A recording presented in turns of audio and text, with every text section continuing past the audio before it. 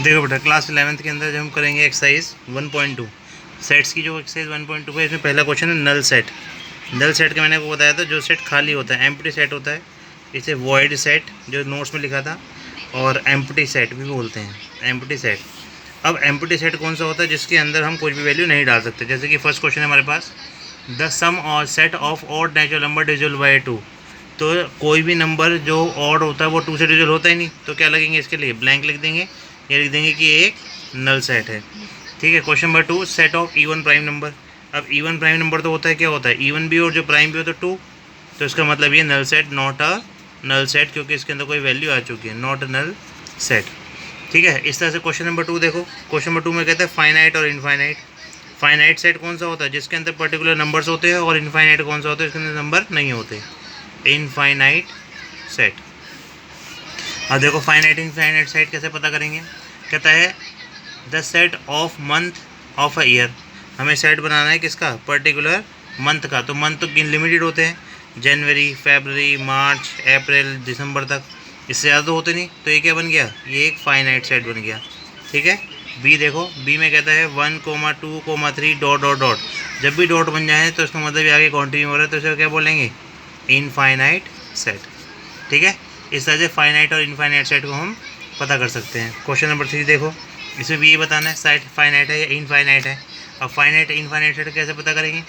कहता है the set of line which is parallel to x axis. अब देखो, ये एक्स एक्सिस है, इसके पैरेलल कितनी लाइन हो सकती है? अनलिमिटेड लाइन हो सकती हैं। तो जो इसका फर्स्ट पार्ट का आंसर है वो क्या है? इनफाइनाइट। इनफाइनाइट सेट, ये एक इनफाइनाइट सेट है। ठीक है। ठीक है। Set of animal living on the earth. तो इसका जो फोर्थ पार्ट है, अगर किसी पर्टिकुलर सेट की बात करें लिविंग ऑन द अर्थ, तो ये क्या है? इनफाइनाइट।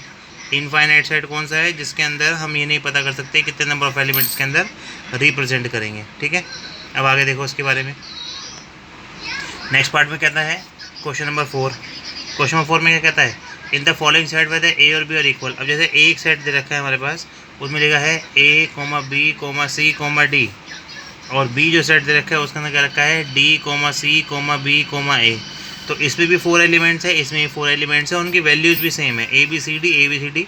डजेंट मैटर वो आगे लिखे हैं या पीछे लिखे। तो ए किसके इक्वल हो गया? बी के। लेकिन अगर इनकेस ऐसा होता है, यहाँ लिखा होता है ए बी सी और डी, और यहाँ लिखा है बी के अंदर 1 2 3 और 4। तो ध्यान से समझना इसको कि यहाँ लिखा है ए बी सी डी और यहाँ लिखा है 1 2 3 4। इसमें नंबर ऑफ एलिमेंट 4 हैं, इसके अंदर भी नंबर ऑफ एलिमेंट कितने हैं? 4 हैं। डजेंट मैटर है कि उनकी वैल्यू सेम है नहीं है। तो ऐसे सेट को A is not equal to B, B नहीं है, इसको इक्वल सेट नहीं बोलते हैं। ठीक है। आगे देखो क्वेश्चन नंबर 5। क्वेश्चन नंबर 5 में क्या कहता है? कहता है इक्वल सेट है या नहीं। अब देखो इसके अंदर ए में तो दे रखा है हमारे पास 2, 3। ठीक है। और बी के अंदर दे रखा है एक्स इज सच दैट, और एक्स इज़ अ सॉल्यूशन। किसका solution? X square plus 5x plus 6 is equal to 0। तो पहले हम क्या करेंगे? इस वाली इक्वेशन के मिडिल टर्म स्प्लिट कर लेंगे, तो उससे हमारे पास 2 आंसर आएंगे। X square plus 5x plus 6 के मिडिल टर्म स्प्लिट करेंगे तो x प्लस 2 आएगा और x प्लस 3 आएगा। तो यहाँ से x की 2 आंसर आएंगे, -2 और -3, जबकि यहाँ पे क्या है? 2, 3। तो a is not equal to b, a और b आपस में इक्वल नहीं है। ठीक है। आगे देखो क्वेश्चन नंबर 6। क्वेश्चन नंबर 6 में कहता है कौन कौन से सेट जो इक्वल हैं। तो आप इक्वल सेट और अनइक्वल सेट, जैसे यहाँ पे एक सेट दे रखा है, ए दे रखा है 2, 4, 8 और 12। ठीक है। और बी एक सेट है हमारे पास 1 2 3 4। इस तरह से नंबर ऑफ सेट्स हैं। सी दे रखा है हमें 4, 8, 12 और 14। और डी एक सेट दे रखा है 3, 1, 4, 2। अब देखो ये दोनों आपस में इक्वल हो चुके हैं, तो बी किसके इक्वल आ गया? डी के। इस तरह से ई एक सेट दे रखा है -1, 1। और हमें क्या कर रखा है? जी भी एक सेट है 1, -1। तो ये भी दोनों इक्वल आ गए, ई इज इक्वल टू जी। तो हमें देखना है कौन सा सेट इक्वल है, कौन सा सेट इक्वल नहीं है। और जो सेट इक्वल है उसके लिए इक्वल लिख दो, जो इक्वल नहीं है उनके लिए इक्वल मना कर दो। देखो बेटा, अगला कॉन्सेप्ट है हमारे पास सबसेट का। इसका ज़रा ध्यान से पढ़ना क्योंकि बहुत ज़्यादा यूज़ होता है। जैसे मेरे पास एक ए एलिमेंट, ए सेट है हमारे पास 1 2 3 4 5 6 7 8 9। ठीक है। और मुझे बी एक सेट दे रखा है 1 2 3 और 4। सी एक सेट दे रखा है मेरे पास 2 3 4 और 5। ठीक है। तो ध्यान से समझना कि 5 और यहाँ पे एक डी एक सेट और ले लेते हैं 3 5 4। अब मुझे ये पता है कि बी सेट के जितने भी एलिमेंट्स हैं वो कहाँ से आए हैं, ए से आए हैं, यानी ए के अंदर 1 2 9 है, बी में कितने हैं 1 2 3 4, तो जो बी के एलिमेंट्स हैं वो कहाँ से आए हैं, ए से आए हैं, तो B is a subset of A. Sign पे ध्यान देना कि बी जो है वो ए का क्या है, सबसेट है, क्योंकि बी के सारे एलिमेंट ए से आए हैं। अच्छा, अगर मैं इसको उल्टा लिखूँ, A is a subset of B, इसका मतलब है ए के एलिमेंट बी से हैं, तो ये गलत है, इसे लिखेंगे नॉट अ सबसेट। इसे बोलते हैं is subset of, is not subset of. ये ध्यान रखना, सबसेट का साइन ये होता है और नॉट अ सबसेट का साइन ये होता है। अब देखो, D is a subset of C. Check कर लेते हैं क्या डी के सारे एलिमेंट सी में से हैं, येस, 3 4 5 इसमें भी और इसके अंदर भी है, और ये एक सेट के अंदर ही होना चाहिए, यानी कि दो सेट्स के बीच में अगर रिलेशन जनरेट करना हो तो वो सबसेट के थ्रू होता है। अब देखो, डी के एलिमेंट्स ए से भी बिलोंग कर रहे हैं, आ रहे हैं इसके अंदर, तो D is a subset of C also, लेकिन डी के जो हैं वो बी से नहीं आ रहे हैं, तो D is not a subset of B. तो ये चीज़ ध्यान रखना, सबसेट का साइन जब लगता है जब एक सेट के सारे एलिमेंट्स किसी दूसरे सेट के एलिमेंट से मैच कर रहे हों। ठीक है, अब देखो आपकी जो एक्सरसाइज है, एक्सरसाइज नंबर 1.3 में जो क्वेश्चन नंबर 1 है वो उसमें यही पूछा गया सबसेट है या नहीं है। पहले लिखा है उन्होंने 2, 3, 4, फिर आगे डैश डाल दिया, फिर लिखा है 1 2 3 4 5। अब चेक करो क्या 2 3 4 सारे के सारे इससे निकले हैं, येस 2 3 4 के अंदर, तो क्या लगाएंगे, सबसेट का साइन लगा देंगे। ये सी लगता है एक तरह से, सी। दूसरा देखो कहता है ए बी सी डैश, फिर दूसरा देते हैं बी सी डी। अब देखो यहाँ पे ए बी सी है, यहाँ पे बी सी डी है, यहाँ तो डी, यहाँ जो ए सी है वो इसके अंदर तो नहीं है ना, सी है और ए नहीं है इसके अंदर। जब ए इसके अंदर नहीं है तो क्या लिखेंगे, is not a subset of. इस तरीके से हम सारे क्वेश्चन कर सकते हैं। एक और पार्ट देखो इसका, पार्ट नंबर 7 में क्या कहता है, x is an even natural number और एक्स इज़ एन इंटीजर। तो इवन नेचुरल नंबर और डैश डाल रखा है, यहाँ क्या लिखा है, set of x is an integer. अब ध्यान समझो, इंटीजर के अंदर बात करते हो तो इंटीजर के अंदर पूरी नंबर लाइन आती है, 0 1 2 3 4 इस तरीके से लेके -1 -2, और इवन नंबर में क्या आते हैं 2 4 6 8। तो क्या ये 2 4 6 8 सारे इसमें से आ रहे हैं, यस बिल्कुल है, क्योंकि यहाँ पे 2 4 6 8 यहाँ पे आते रहते हैं। तो ये पूरे के पूरे इंटीजर्स का पूरा ब्लॉक है, इस ब्लॉक में सारे इवन नंबर आते हैं, मतलब इवन नंबर इसी के अंदर से निकले हुए हैं, तो इसका मतलब क्या है, is a subset of.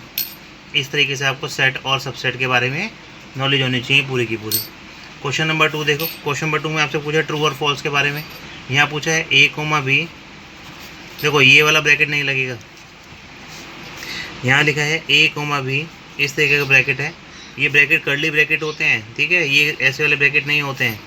Dash लगा, is not a subset of B C A, तो क्या सही है, ये ए बी इसके अंदर है, हाँ इसके अंदर है, तो इसका मतलब ये तो सबसेट है, तो ये क्या हो गया, ये फॉल्स हो गया पहला पार्ट। फिर कहता है, देखो कहता है ए, फिर यहाँ लिख दिया ऐसे साइन बना दिया, और ए बी सी। देखो इस वाले क्वेश्चन में बड़ा इंटरेस्टिंग क्वेश्चन है, यहाँ पे जो साइन लगा हुआ है इस साइन को बोलते हैं बिलोंग्स टू, लेकिन बिलोंग्स टू रिप्रेजेंट करता है किसको, एलिमेंट्स को, ठीक है। और ये वाला सेट होता है, ये किसको शो करता है, ये होता है सबसेट, ये रिप्रेजेंट करता है सेट को। तो ये दोनों चीज़ें आपको बड़े ध्यान से समझनी है कि जो ये वाला साइन है ये किसका है, बिलोंग्स टू का साइन है, ये रिप्रेजेंट करता है एलिमेंट्स को। ये सबसेट का साइन है, ये रिप्रेजेंट करता है इसको, सेट को। देखो अब ध्यान से, मैंने यहाँ पे क्वेश्चन जो था ये सेट के अंदर है, तो सेट के अंदर, और ये पूछा गया ये इसमें से तो आ रहा है, बिल्कुल ठीक है, लेकिन ये बिलोंग्स टू नहीं है ना, ये तो फॉल्स हो गया। अगर ये ऐसे लिखा होता है ए डैश ए बी सी, तो यहाँ पे बिलोंग्स टू का साइन आता है, क्योंकि ये एक एलिमेंट को रिप्रेजेंट कर रहा है। लेकिन जैसे यहाँ पे हो गया ये ए बी सी, तो ये इसको सबसेट को रिप्रेजेंट करेगा, क्योंकि ये एक सेट है और ये वाला एक एलिमेंट है, दोनों में डिफरेंस है, ठीक है। अब देखो आप question number 3 very important question है इस पूरी एक्सरसाइज का भी।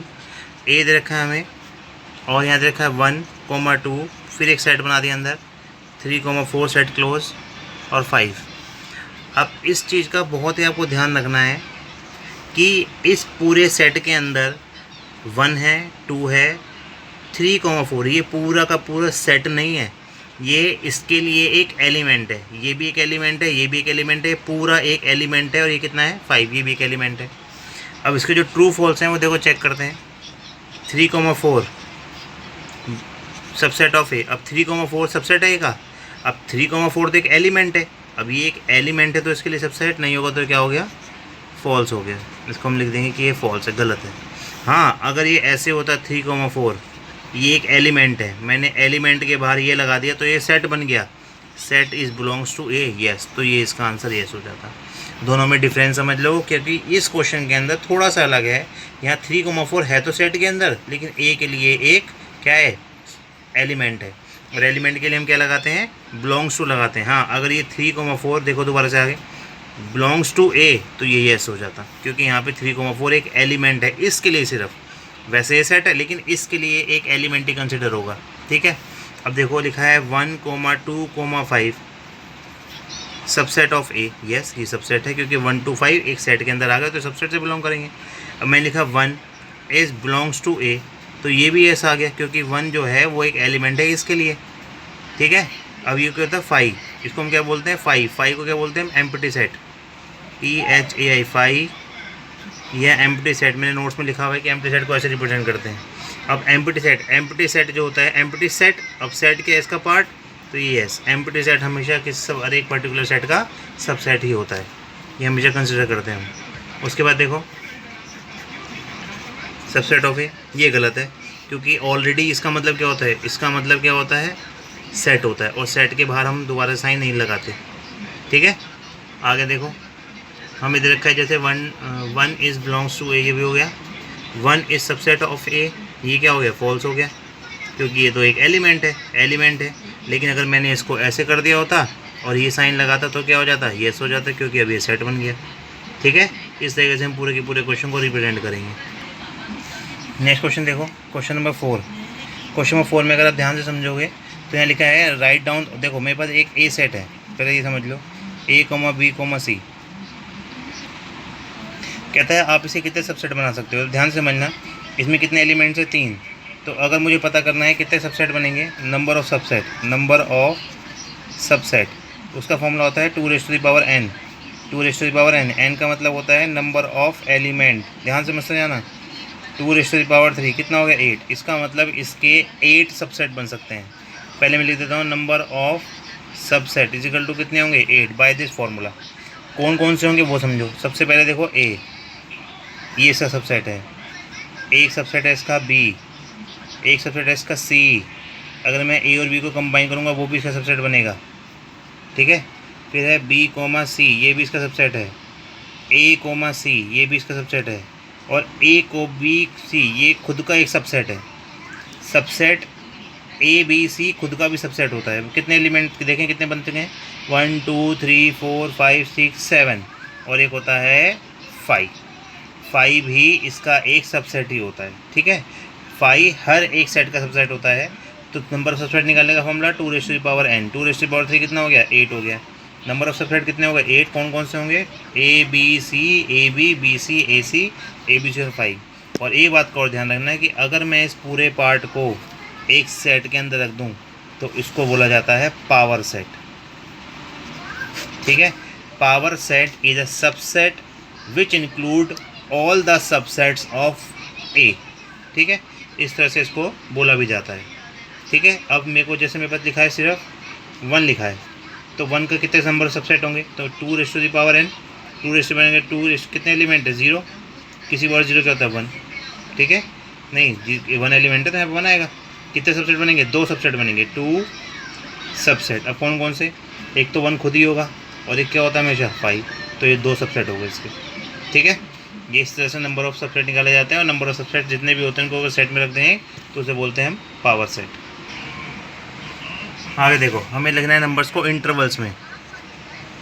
इंटरवल्स मैंने आपको पहले भी समझाए थे, closed interval, open interval. Closed और ओपन इंटरवल कैसे लिखते हैं, ओपन इंटरवल को इस तरह से लिखा जाता है, क्लोज को ऐसे लिखा जाता है। फ़र्क क्या है दोनों में, अगर मैंने इसके अंदर लिख दिया 5 से 9, तो इसका मतलब है कि अगर मैं इसके एलिमेंट लिखूँगा 5 7 5 6 7 8 9, ये नंबर्स आएंगे इसके अंदर। लेकिन मैंने यहाँ पे लिख दिया 5,9, तो 5 और 9 इंक्लूड नहीं होता। क्या होता है, सिर्फ 6 7 8, सिर्फ यही नंबर इसके अंदर इंक्लूड होंगे। ठीक है। ओपन इंटरवल का मतलब होता है ये दोनों नंबर इंक्लूड नहीं है, इसके बीच के सारे नंबर इंक्लूड है। इसका मतलब होता है दोनों इंक्लूड होते हैं और बीच के सारे नंबर ऑलरेडी इंक्लूड होते हैं। और इसे लिखने का तरीका क्या है, देखो जैसे मैंने मेरे पास यहाँ पे लिखा हुआ है 5,9, ठीक है। लिखेंगे ऐसे x is such that x belongs to real number, comma x की वैल्यू क्या है, greater than equals to 5 less than equals to 9, यानी कि दोनों नंबर इंक्लूड हो गए। लेकिन अगर इसी चीज़ को मुझे ओपन इंटरवल में लिखना पड़े 5,9 को, तो कैसे लिखेंगे, x is such that x belongs to real number, x is greater than 5 less than 9। x की वैल्यू 5 से बड़ी और 9 से छोटी है, और 5 और 9 इंक्लूड नहीं है इसके अंदर, क्योंकि यहाँ पे इक्वल टू का साइन नहीं है। थर्ड पार्ट देखो, मैंने यहाँ पे एक जगह क्लोज लगा दिया, एक जगह ओपन लगा दिया। कैसे लिखेंगे, x is such that x belongs to real number where x is greater than 5 less than equals to 9, क्योंकि यहाँ पे क्लोज इंटरवल का साइन है, यानी कि 9 इंक्लूड है। फोर्थ पार्ट देखो, अब क्या 5 इंक्लूड होगा, 9 इंक्लूड नहीं होगा, क्योंकि यहाँ पे क्या लग गया, ओपन इंटरवल लग गया। x is such that x belongs to real number where x is greater than 5 और लेस देन कितना आ गया, 9। तो ये हमारे पास 4 तरीके हो गए, जिसकी वजह से आप क्वेश्चन नंबर 6 और क्वेश्चन नंबर 7 दोनों कर सकते हो। इसको बोलते हैं हम क्या, सेट बिल्डर फॉर्म। और ये क्या हो गया आपकी एक तरह से रोस्टर फॉर्म हो गई, या इसको एक्सप्लेन कर दोगे तो भी उसे रोस्टर फॉर्म ही बोलते हैं।